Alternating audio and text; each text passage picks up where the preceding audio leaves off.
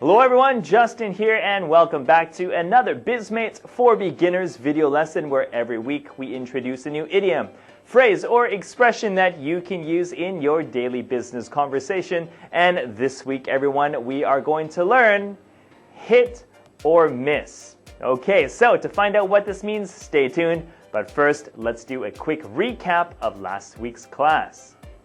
All right, everyone, so imagine I ask you, how do we get more customers? Well, the answer is pretty simple. We need to do better than our competitors. So, how do you say that using the expression from last week? I'll give you 5 seconds to think about it. Are you ready? Okay, and go. All right, and time is up, everyone. If you said, well, we need to one-up our competitors, then that's exactly right. Well done, good job, and thank you for remembering the expression. Okay, everyone, let's move on to hit or miss. Now, this is what I sometimes hear. All right, so I'm talking with Taro, my good friend and colleague, and recently, my company made a contract with a new vendor, so they're supplying us with their services. So I'm asking Taro, what does he think about their products and services? So I say, Taro, what do you think about the new vendor? Quality good, not so good? He says, well, they're mama. Okay, they need to be more consistent. So maybe sometimes the quality is good, sometimes the quality is not so good. It's, kind of up and down.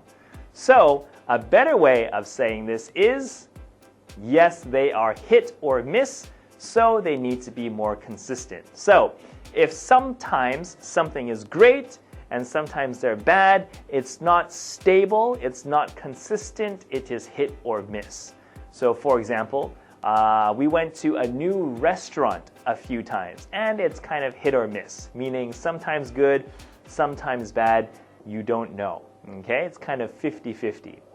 Now, sometimes people might say it's hit and miss, and in my experience, they're basically used interchangeably, meaning you can use both. Hit or miss, hit and miss. Okay, both is okay. All right, so pronunciation, everyone. So please repeat after me. They're hit or miss, hit or miss. So when we say this very quickly, these tend to join together. So instead of hit or miss, it's hit or miss, hit or miss. Okay, your turn. All right, very good. Now, after my question here, so what do you think about the new vendor? Yeah, they're kind of hit or miss, so they need to be more consistent. All right, so please remember this for next time. All right, everyone, so our bonus question this week is another way to say it can change suddenly. So, for example, stock prices or the weather or maybe even someone's emotions. Can you think of a better way to say this? I hope so because we covered it in one of our previous classes, but let me give you a hint, okay?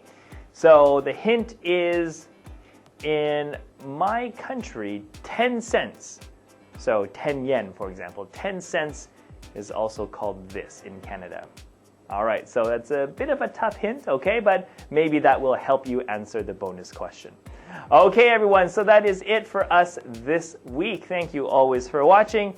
Have a good week, everyone, and I'm looking forward to seeing you next time. Goodbye.